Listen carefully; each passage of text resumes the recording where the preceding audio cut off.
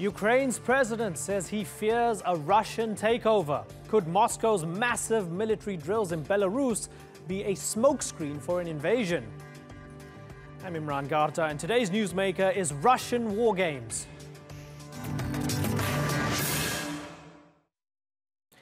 Ukrainian President Petro Poroshenko says his country is in danger.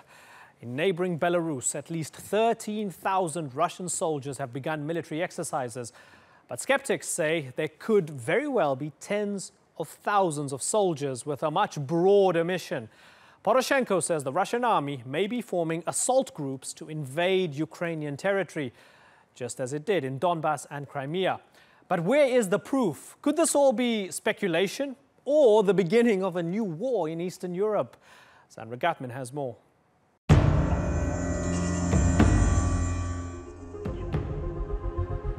Every 4 years, Russia's joint military drills with Belarus puts the West on edge. The so-called Zapad war games are massive. Helicopters, tanks, troops, and even, some suspect, nuclear-capable missiles are used to simulate an attack on neighboring countries. And Europe isn't taking it lightly. It's undisputed that we are seeing a demonstration of Russian capability and power.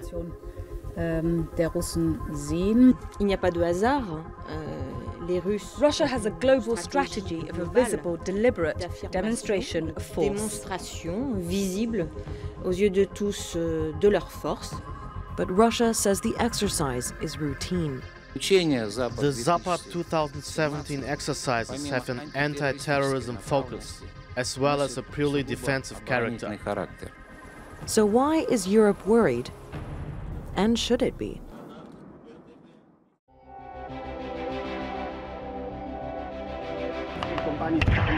War drills are, by their very nature, just an exercise. This year, Russia and Belarus are declaring war on the made-up Western ally, Vyshnoria. The fictitious country even has its own flag and satirical Twitter account. But the real fear is over numbers. Russia and Belarus say around 13,000 soldiers are taking part, though NATO believes as many as 100,000 troops will make their way to western Belarus under the Zapad flag. The U.S. Army's Europe commander has called it a possible Trojan horse. When they went into Crimea, that was against the backdrop of an exercise. When they went to Georgia, it was exercise. They routinely violate those things. So for those two reasons, you can understand why people in the East would be concerned. Countries like Poland and Ukraine are preparing for the worst. This week, the Ukrainian army beefed up its border and held military drills with U.S. and NATO forces. Ukraine's president believes Russia's Zapad drill might be a smokescreen to empower pro-Russian separatists in the east. The ceasefire there is not holding, and Kiev believes Russia doesn't want it to. Sandra Gatman, The Newsmakers. Well, to discuss this, I'm joined from Moscow by former Russian diplomat Vyacheslav Matuzov.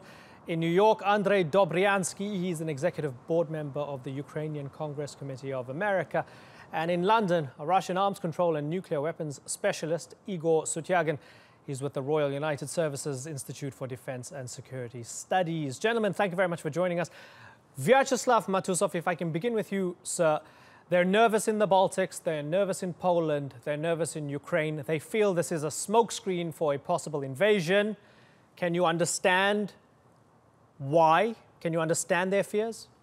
Yes, of course. The reasons why Poroshenko now is proclaiming the danger from Russia, it is obviously. Inside political situation in Ukraine degrading greatly.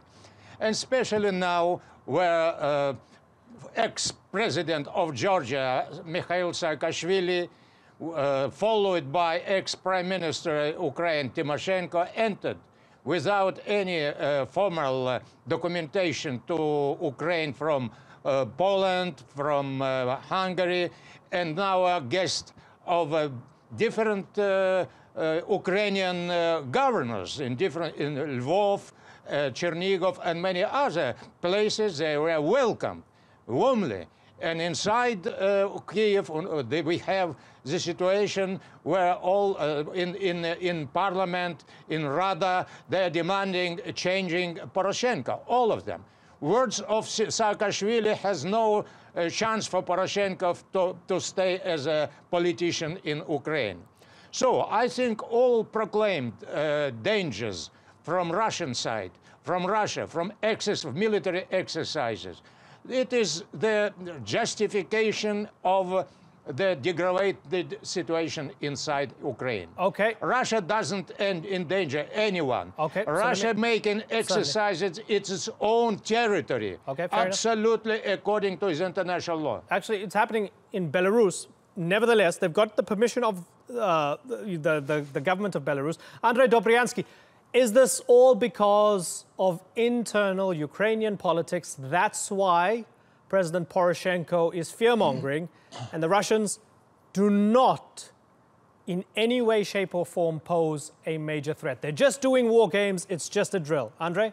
I don't think that Putin has ordered war games to happen because of what's happening on a parliamentary level in Ukraine, although that narrative was completely false that we just heard.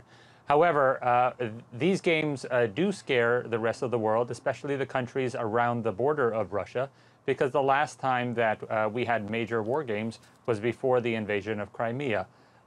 We have Russia involved in numerous combat zones deployed outside of their territory on their neighbors' territory, their neighbors' sovereign territory. And at this point, those countries, whether they're the Baltic countries, Poland, Ukraine, Georgia, etc., they feel that the neighboring countries have been invaded so many times at this point that there is no reason to trust Russia.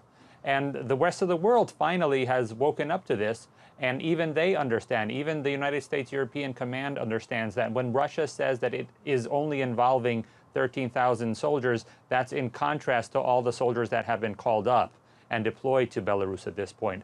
So it's really a matter of constant falsification by the Russian government time after time. And what Ukraine is asking for is simply, can we stop this at this point? Right. Igor, Sutyagin, is there any hard evidence that this is more than just a drill? Yeah, well, there are lots of evidences that that is the drill. And I do not think, to be honest, that there are plans to invade either Baltics or Ukraine tomorrow. That is just attempts to keep very high political pressure on, first of all, on the Western allies of Ukraine, to frighten them and to show that it's impossible to stop Russia if Russia wants to cut a piece of Ukraine, sometime hypothetically in the future. But I do not think that there are plans to invade Ukraine during these exercises. And I would slightly disagree with the information of the Moscow colleague that there were no any violations of the international law. Well, unfortunately, the Russian side made a very serious mistake announcing not only numbers of troops, but also numbers of military equipment. And if you, well, Russia uses equipment in very standard way. And so these announced numbers of the tanks and armored vehicles, they correspond to 25,000 troops, which is above the threshold after which Russia must invite foreign observers, which Russia has never done. Okay, so interesting point. Vyacheslav Matusov, would you concede, even if Russia's not doing this to invade any countries in the neighborhood, they did violate the Vienna document, which commits Russia and Western nations to report all exercises that involve more than 13,000 troops and or 300 tanks. All the available evidence seems to show that they're using many more troops and more tanks and so on. So at the very least, would you accept that Russia violated the Vienna document and that's why NATO is so irritated by this? First of all, Russian Minister of Defense officially proclaimed that about 12,000 of military persons are participating in these exercises. The second thing, that violation of any agreements, Vienna agreements, of others. We watched for some months ago exercises of American troops in Baltic states. We watched American military presentation in Independence Day in Kiev. and all activity, American fleet in Ochakov, in Odessa. So we cannot say that Western countries, Western Europe, especially the United States, respect any political agreements period of Soviet Union and after Soviet Union. Okay. So we are now paying attention to our Western borders, and it is obviously why, because battles are continuing 700 kilometers from Moscow, from Red Square, and how we can sleep without taking any defensive steps. Okay, so let me then pose that to Andre. Certainly. Let me take that and pose it to Andre, right?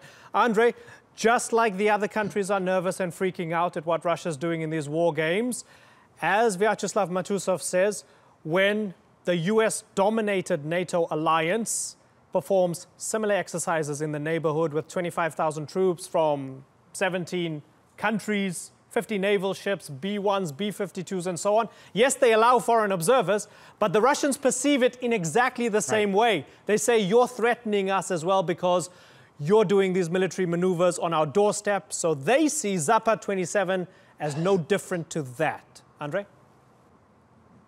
You pointed out the difference, of course, being the numbers that we're talking about here of exercises on the Russian side and how many on the NATO side. You pointed out the difference that there are international observers to all NATO exercises of that scope. You also should be, if Russia is worried about active warfare happening on their doorstep, then they should be ceasing the rocket fire that happened last night in Donetsk with multiple rocket fire against Ukrainian positions. It's they who have violated international law time after time. We can't continue to believe the words coming out of Moscow, and I don't know if anybody still does. If they have deployed to 2 active occupation areas in Ukraine, if two active occupation areas in Georgia, they still have military operators in Moldova. They are deployed on the territory of Azerbaijan. You can't say that NATO is doing the same thing if NATO has not encroached on any part of Russia and will not ever encroach on any part of Russia because NATO is a defensive alliance. So let me ask Mr. Matusov. Mr. Matusov, why should anyone trust Moscow? Well, I should answer, please. Because we cannot trust your government, your president, because they signed Minsk agreement and no one point was fulfilled by Ukrainian side. It is for ending war, keeping not Ukraine the US. As a the United whole. States didn't sign the Minsk agreement. So. United States participants from outside, Western Europe. I think that Western world as a whole. Minsk agreement is approved by Security Council resolution. So let us to be clear, understandable, because we can trust to Ukrainian government, we can trust to Ukrainian president, and now the events in Ukraine, they endanger not Russia, endanger Ukraine as a state. Tomorrow, I'm sure that Saakashvili, Timoshenko, and others will proclaim independence, not Donetsk or Lugansk. They proclaimed independence of Lvov, Chernigov, and other areas in the Western Ukraine. That's your danger, not from Russia. Your danger from yourself. Okay. Your danger from your internal policy. Let me ask Igor yes, to jump in here. Igor, I saw you're chomping at the bit to come in there. Igor? Well, it's very difficult. It's really interesting to see how large the mess and brains in Moscow. Why anybody should trust Russia? Well, really, why should anybody trust Russia when Russian Ministry of Defense announces that there are just 10,000 troops of Russia and Belarus in Belarus, plus 2,000 in Russian territory, and the commandant of the Russian airborne troops announces that there would be 3 his divisions, which alone count for 19,000 troops participating in this exercise.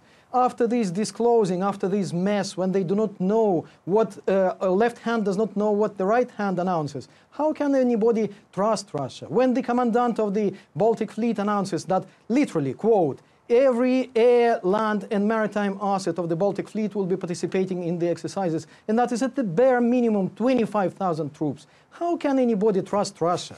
Actually, Russia is very, very economical with truth, and so it's very difficult to expect that after so many cheats, anybody will listen to and take as granted words coming from the Moscow mouthpieces. So that's why I think it's rather easy. It's the story of the shepherd boy who cried too long and so on. Now nobody listens to what's coming from Russia. Okay, Mr. Matusov, your response to that, sir? Well, you cannot trust Russia, but we should trust America. Colin Powell with this glass in the hand during session of Security Council in the United Nations. We can trust America. We cannot trust Russia. In policy, there is no some kind of words that trust.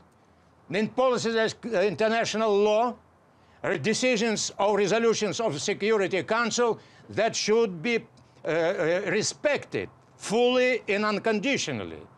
And word trust doesn't use in international relations. So if anyone wants to trust, not to trust, you should follow law, international law. If in each word, in each point, and if you want to interpret international law by your own way, you will be not welcomed, not in Russia, not in any other place. Okay. So I think that the number of people exercises in Russia and Belarus, it is Russian-Belarusian territory. Okay. And in Fair enough. But Mr. Sutyagin was saying there were mixed messages. To Baltic states from 8,000 but he was saying there were kilometers. mixed messages. He was saying on the one hand, the one ministry is saying one number. On the other hand, the other ministry is saying the other. But I want to move on from that for the moment. Andrei, the Ukrainian government wants more weapons from the United States. U.S. Defense Secretary Mattis wants to supply Ukraine with what he calls defensive weapons. Would you fully accept that there's no such thing as defensive weapons from the Russian perspective? Any weapons from the United States going to the government of Ukraine would be seen as a threat, a provocation, as offensive weapons. There are no defensive weapons from the Russian perspective. Would you accept that, Andrei? No, there are clearly things that are defined as defensive weapons. A counter-battery radar. It's a system that tracks a rocket as it comes into your territory, finds out where that rocket was fired from, and it fires the rocket to demolish that installation. That is a defensive weapon. You can't invade a country with that. The simple ask for anti-tank weapons would be possibly used by a guerrilla force if you wanted to invade, but that's not how you invade the largest country in the world, Russia. So javelins wouldn't be used to invade Russia. They are simply a method of countering the Russian tanks on Ukraine's territory. As a reminder, Ambassador Kurt Volker of the United States pointed out that on the territory of Ukraine, there are more Russian tanks than there are in all of Europe.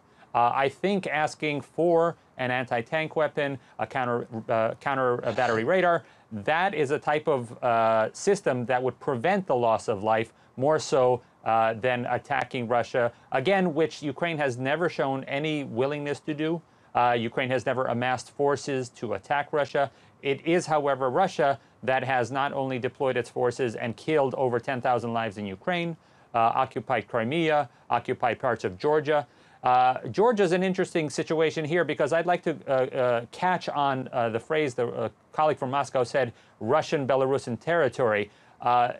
The win for Moscow right now after these games will be, no matter if other territories are invaded, they will leave their forces in Belarus. That is something that they will already win. So a forward deployment of their forces, a virtual occupation of Belarusian territory, occupying military bases that long ago they decided they didn't need to staff as much.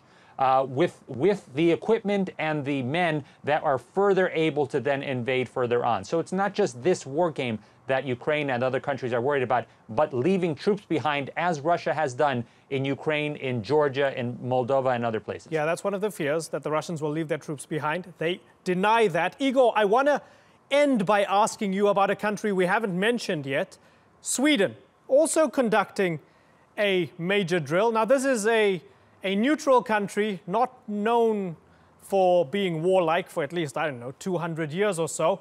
They just launched their biggest war games in 20 years, 19,000 troops, and they're saying it's because of a potential Russian threat. They have Finland between them and Russia, but they're still talking about Russia. Tell me what that says to you about the region and the atmosphere right now, Igor. Well, it seems that Russia has successfully won war against her. Russia has not won peace. Russia managed to create the situation when everybody is afraid of Russia. After all, Vladimir Putin and many in Moscow wanted to be feared, to be as that is the substitute for respect.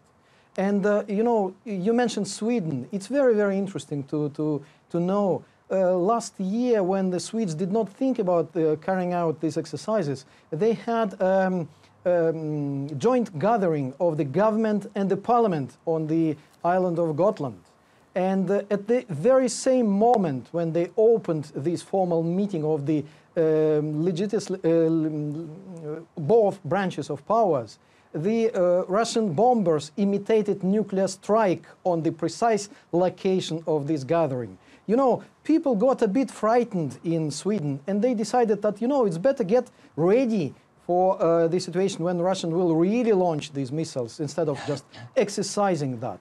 And so that is the net result of the Russian policy. It's not shooting into head, it's really cutting its arm, trying to defend itself.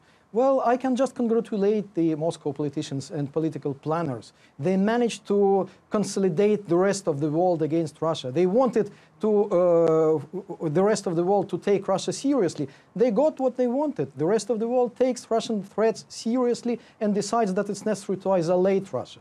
So, thank you, Mr. Moscow colleagues, well, misters, for isolating Russia yourself. It's your major contribution to isolation of Russia. You've created the situation when everybody wants to defend against Russian attacks on this gathering with nuclear missiles. So that's the only thing which I can say. Okay, gentlemen, I wish we could go on, but I have to wrap. I have to move on. It's been a pleasure having you all on the program. Vyacheslav Matusov, Andrei Dobryansky, and Igor Sutyagin, thank you very much for joining us.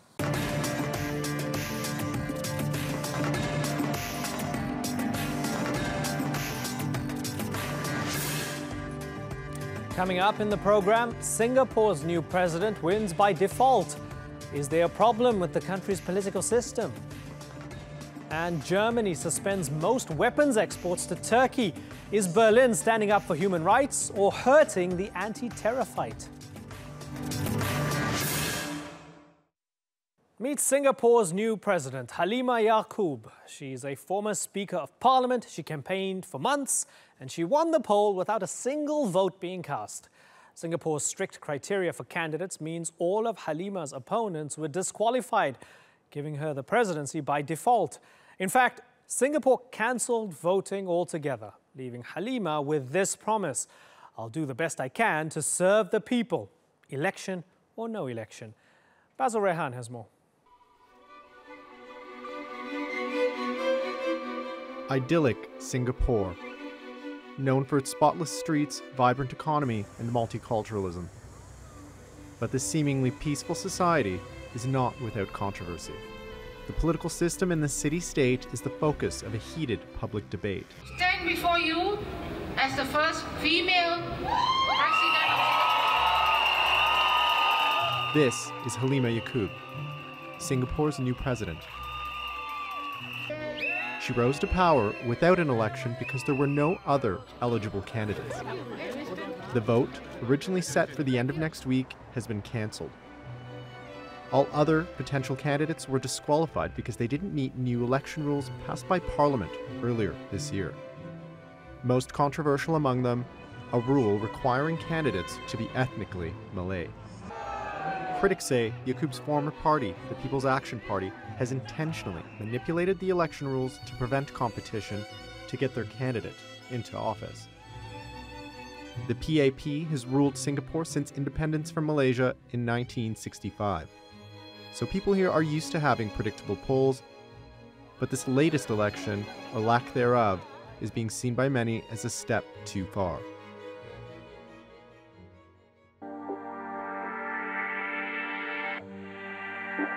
Singapore prides itself on being a multicultural meritocracy. Successive Singaporean governments have used merit as a tool in the careful maintenance of racial harmony. The decision to reserve the presidential post for an ethnic Malay this election has come as a surprise to many. The Chinese, followed by the predominantly Muslim Malays, make up the two largest ethnic groups in Singapore. But Malays are underrepresented in government, and officials say this election was meant to help change that. Instead, growing criticism of the way this election was managed means what should have been a celebration of diversity in the coming to power of Halimah Yacob has been overshadowed by doubt over the authenticity of Singaporean democracy and fear for the future of the very system that has guided and uplifted the city-state since independence. Basil Rehan, The Newsmakers. Well, joining me now from Singapore is James Dorsey. He's a senior fellow in the School of International Studies at Nanyang Technological University. Also in Singapore, Chong Jia Ian. He's an associate professor in the Department of Political Science at the National University of Singapore. Gentlemen, thank you very much for joining us. Let me start with you, Chong. Halimah Yacob, former Speaker of Parliament. She's a woman. She's the first woman to be president. Is it something to celebrate? It could have been something to celebrate, but I think, unfortunately, in the eyes of many people in Singapore, the process has tainted what could have been a celebration with the impression, right? The impression that things have been set up such that she would win, not fair and square, that she wasn't able to really allow Singaporeans to demonstrate how they would actually support a woman, support a Muslim, a Malay minority, because there was, as you stated, there's no election, and so it was not possible for her to demonstrate the support that she might have gotten from the population. Yeah. So let me see if I understand you clearly. You feel as if the government couldn't trust the people with the vote. They wanted a woman, they wanted her, they wanted, I guess, the second Malay Muslim president. They felt that was the ideal candidate. They didn't trust that the people would choose her? Well, that is the impression. That's the impression that many people have. And that certainly, if you look online or you talk to people on the streets, opinion is very divided over President Halimah Yacob. So many people do reflect those sentiments that you say. Many people do feel that it's very unfortunate that the current administration does not trust the Singapore population to elect someone like Halimah Yacob. Okay, James Dorsey, was it a mistake that this was a selection and not an election? To be frank, I don't quite understand why they handled it this way. With other words, the PAP is the dominant party in the country. The likelihood that their candidate would not have been popularly elected is very low. The debate, as Chong was pointing out, in Singapore is not about the quality of the candidate or so much even the fact that she is from the minority. It is about the process. And I don't think that the government would have run a major risk if it would have had a much more open process in the election of the president. Chong, is there a feeling then that this was, and again, I don't want to trivialize her achievements and her history. She's got a fantastic CV. But for those who felt they didn't have a choice, do they feel as if in a country that prides itself on being a meritocracy, this was an enforced quota upon them? Right. So there is that impression. There's the impression that this is tokenism, that, given Halimah Yacob's experience, she should have won handily. She should be a demonstration of meritocracy. Instead, there's this stage-managed process in the view of many people, such that Singapore's touting of meritocracy seems to ring hollow in this case. So I think it's become a bit of surprise and a disappointment to many Singaporeans.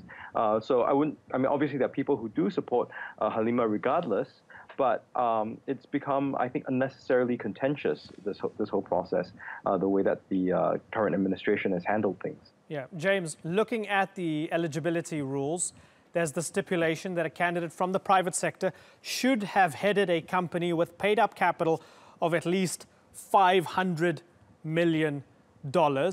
Now, there's one way to read it, okay, high standards. There's another way to read it, well, that's somewhat rigged in a way because it excludes so many people, and perhaps the only people you have in mind are those who have that history. Are the eligibility rules unnecessarily harsh or maybe even rigged?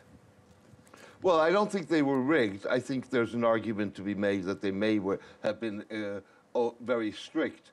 But I think that there are two issues that are playing a role here. One is meritocracy, but the other thing is the Singapore trauma, if you wish, and that is the trauma of race relations. In fact, if you look at this, and that's the opportunity, in a sense, that the government, by doing it the way it has somewhat undermined. Singapore is making a statement by having a woman, having a Muslim woman, having a Muslim woman who is religious at this point in history as its president, and that's quite a statement. The issue of the quota system is really built into Singapore society. Just look at the way public housing is structured, where you have quotas to ensure that no single housing block is an ethnically or religiously homogeneous unit. So that quota system really is part of the way Singapore was built. Chong, she's in the position, she's not going to go anywhere. I mean, there isn't a dispute right now, right? We're not going to see her replaced in any way. She's going to be the next president. She is the next president. Now, talking about bridging that racial divide or Singapore's trauma, as James had mentioned, given that she's a practicing Malay Muslim, many Malay Muslims have felt at times dominated by the majority over the years, and they felt, they haven't had an equal opportunity in this meritocracy. Will she be able to give them confidence? Will she be able to bridge that divide between the Chinese and the Malay? Well, I think Halimah Yacob would have to work extra hard.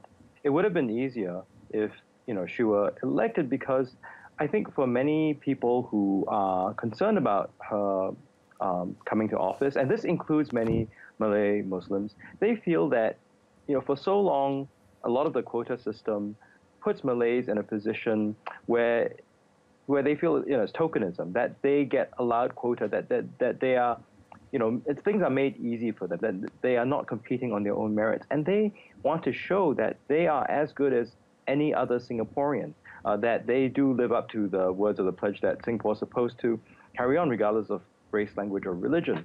Now, the feeling then with this process, having Halimah Yacob being put into the office of the presidency, is that, well, it's another example of tokenism, that she hasn't really shown how she can actually fare very well next to anybody else. Because this whole idea of race relations, I think it is a baggage that Singapore has, but there is also talk now about whether and how Singapore can move beyond it.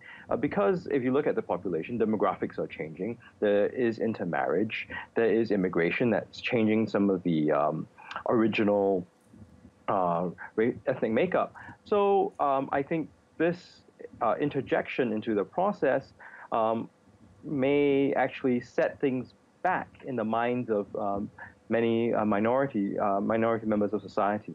Yeah, Chong, and it's very difficult for me to gauge how much social media chatter represents a kind of mainstream discourse. But but I was having a look on social media and following some of the hashtags and some of the trends, and there seems to be a kind of sub-debate as well, because some from among the ethnic Malays are saying, well, she doesn't really represent us because she's half Indian. And there's a whole other thing going on there as well. Tell me what's going on there. So with the reserve election, several things are going on. One is that it has to be reserved for a Malay minority. However, like any ethnic entity or any ethnic group, there's a lot of fluidity. It's porous. So what happened is that Halimah is part Indian, and the committee has recognized her as Malay, saying that the community recognizes her as Malay, which is I suppose well and good for the committee. But the problem then remains: if you are holding up a reserve election for Malays, the question is, what is Malay? Who is Malay? How do we determine what is the process? What is a legitimate process? So it raises up many uncomfortable questions. And of course, the other part about the reserved election, about the presidential election in general, that James had mentioned earlier, is that there's a eligibility criteria of 500 million, but that's for private sector people. For people who come up from the public sector, right? They have to serve in ministerial posts, or in this case, a Speaker of Parliament post. So the view then is, well, okay, it seems that everything is being twisted and turned just to allow Halimah Yacob to come up to the presidency. This is what I'm reflecting the sentiments that I hear, right? Such that what a reserve election for Malays really rings hollow, and it seems for many like underplaying what Malays can really achieve in society. This is a reflection of some of those sentiments that I hear. Right. Yeah, James, are you going to have Malays saying, "Hey, if I'm going to be president, I want to have won the election. I don't want to be put there just because I'm Malay, because the ruling party wants a Malay at the head of the table right now"? Well, I think you'll hear some of that, but I think that Chong makes a very good point with tokenism. I also think that there's another issue, and that is that this is, from Singapore's point of view, a period in history which is very sensitive because of the rise of militant or more militant forms of Islam. And so they are very concerned about external forces disrupting the internal racial or ethnic and religious harmony.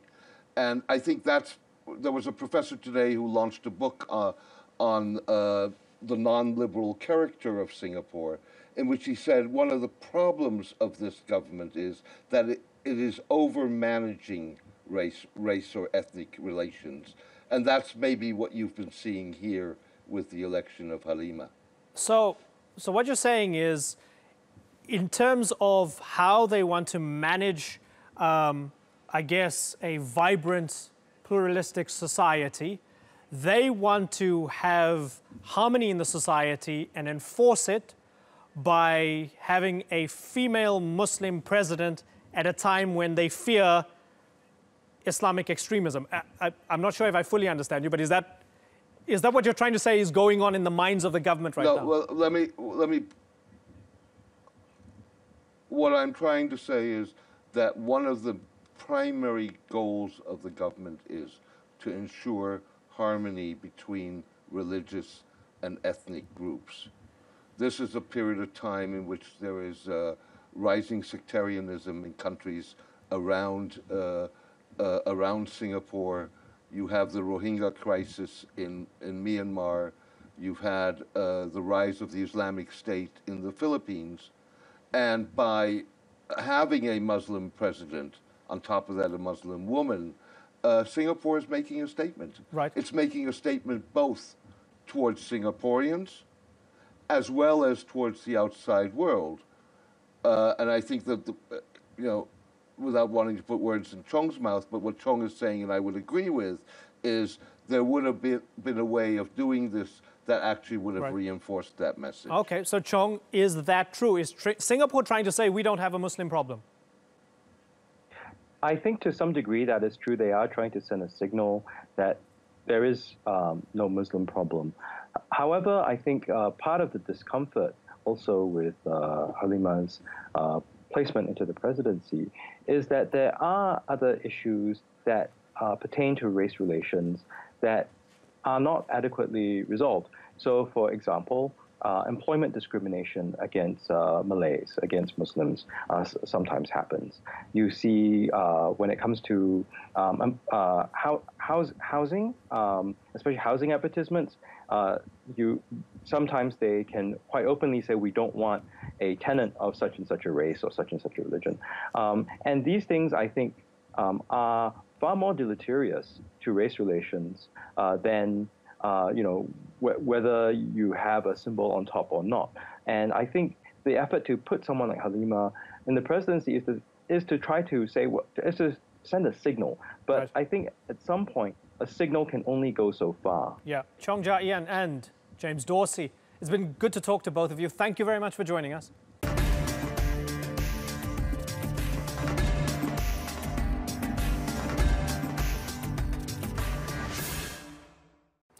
Germany has suspended major shipments of weapons to Turkey. Germany and Turkey are NATO members. Denying a weapons request from a fellow partner is against the rules of the coalition. But the German foreign minister says all weapons shipments are on thin ice after Turkish police detained a German couple accusing them of spying. Well, to discuss this, I'm joined now from Ankara by Onur Erim.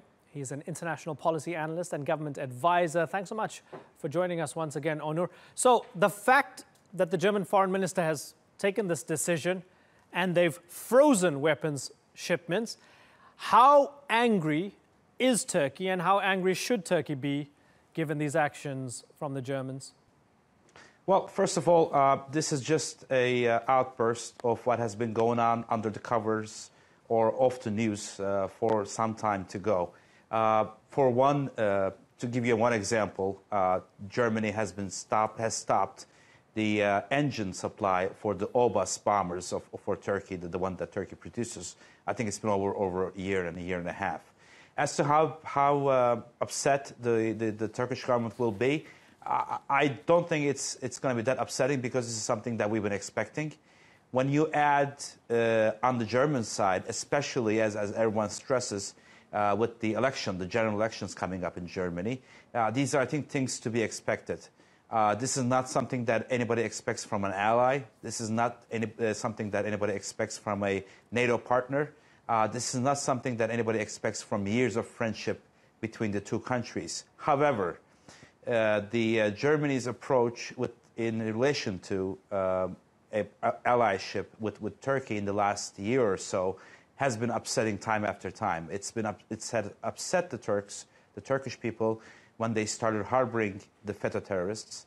It has upset people when they stopped having Turkish politicians to be able to talk to their constituents in Germany before elections. It has upset the Turkish people when they started intervening inside the Turkish politics, when they openly said to say no in the Turkish referendum. So this is just a last scene in a number of things that's been going on for the last year and a half. Most of this has been tied to coming up elections, general elections in Germany. And let's just hope that is the exact reason and it's not something deeper. Mm-hmm. Yeah. The theory goes that because the foreign minister is from a party that's, I guess, more hawkish on Turkey, perhaps this is politicking, and Angela Merkel is, of course, from another party. They're in a ruling coalition, but after the elections, this might die down. Who knows? We'll have to wait and see. Let me ask you, Onur, if, all things considered, there's parity here. So on the one hand, Turkey is angry because they see PKK rallies, for example, on the streets of Germany, or they feel that Germany doesn't want to hand over failed coup suspects, right? That's on the one hand. On the other hand, the Germans are saying, you're not giving German citizens due process, and that's why an objective analysis is this is tit for tat between two NATO members. Well, when you compare the two, there is no comparison. On one hand, you have a country, namely Germany, not giving up, I believe, just over 500 or 600 suspected, and some of them are actually accused terrorists of belonging to the FET organization. I'm not even talking about the PKK or the DHKPC part. On the other hand, and these are people that are very possibly, and now it's being actually accused that their reason for at least 250 Turkish citizens who have lost their lives in the coup attempt, and so on and so forth. On the other hand, we're talking about two, and let's say they are innocent, two detained German citizens. There is no comparison. As we say in Turkish, the imam has to do as the imam preaches. If Germany is so concerned about human rights, if Germany is so concerned about allyship, if Germany is so concerned about strong relationship, I think they should look beyond the fact that they have elections coming up and, unfortunately, hitting Turkey, hitting President Erdogan. They think that they're going to win them votes. I was on the way coming to work this morning. I had a fender bender with a driver. We came up to fill out some paperwork. Turned out he's actually a taxi owner in Düsseldorf, and he's a third-generation Turkish German. And I had a conversation with him, and I said, listen, there's an idea that we have in Turkey that this is what's going on. He said, we all feel the same, Germans feel the same. There's a very strong feeling that the far right in Germany is going to increase their votes and probably form a coalition along with Merkel. And that is, as most Germans and almost all the Turks, as he put it out, he said, that's what's going on, but this has probably gone too far, which is something, according to Gıyasettin of Düsseldorf, this is something that went too far, damaging a long-standing relationship, a long-standing allyship between Germany and Turkey, just for the sake of elections. And they're all hoping that he was saying that almost all Germans in their right mind think that there is a relationship between Germany and Turkey that cannot be broken. Both Germany needing Turkey and Turkey, according to him, needing Germany. But this has gone too far between two allies. Yeah, and the two countries do certainly need each other. I mean, economically, they definitely need each other. Politically, there's many arguments that they need each other. You mentioned the election, and there's a feeling that after the election, everything will go back to square one. Can there be a comparison with the referendum in Turkey, where there were some tough words, even from this side? There were Nazi comparisons and so on when it came to the Germans. Very tough words, but then reset was hit after the referendum here. Is the same going to happen after the German election, and everybody's back to being friends? Well, let's all hope so, because as I said, Germany is, I believe, if not our biggest trade partner, is one of the top three. And there's a lot of German investment in Turkey. There's a lot of Turkish investment in Germany. People are tending to forget that there's just over 1 million ethnically Turkish Germans or Germans living in Turkey who are going to vote. And as you said, Germany and most of their politicians had gone over their head during the referendum, explicitly asking or telling, so to speak, to Turkish citizens on how to vote. The only reaction that came on our side when President Erdogan said, if I was there, if I was a Turk living in Germany, a German citizen, I would not have voted for these people that hate Turkey, after all. And that's all the reaction that we had. It's far less intervening and far less, appropriate as to what the German politicians did. I still remember the pictures of German parliament members and even ministers holding no votes for the referendum. Right. Certainly. Let me ask you very finally, I'm not that naive to think that a defense deal with hundreds of millions of dollars or billions of dollars can be concluded like in a day or two. However, the timing is interesting that Turkey is purchasing this Russian S-400 missile system, right? So doing a defense deal with the Russians at a time when the Germans are saying, we're going to stop selling arms to you. Is that an indication to Berlin that we'll do business elsewhere if you're going to treat us like this? That probably is certainly one of the points, but let's not forget Turkey is, I believe, the third or the fourth NATO member that is going to purchase these weapons. And U.S. especially, this is probably somewhat of a reaction to maybe U.S.'s strategy over Turkey and its arms deals with Turkey. But yeah, it would definitely be also a side message to Germany. Hey, if we work together, fine. If we don't, there's other alternatives. As I said, today's or yesterday's message from Germany about the arms deal has actually just officialized what has been going on for the last year or 2 years. I know of at least one example, and there's probably many others, that there was a covered embargo by Germany on arms deals to Turkey or slowed down or hiking prices. But as I said, it's a global war right now, and if we would like to work with our partners, we would like to work with our allies, especially NATO allies, but if it comes to a point where it actually damages our defense in Turkey, military defense, we will definitely look for other ways, because what we are concerned foremost and first is the security in Turkey, the security of the Republic of Turkey. Onur Erim, thanks for joining us from Ankara. Good to talk to you. Okay, and we'll have special coverage from Germany next week on the upcoming elections, including why the first far-right party in post-war history could enter the Bundestag.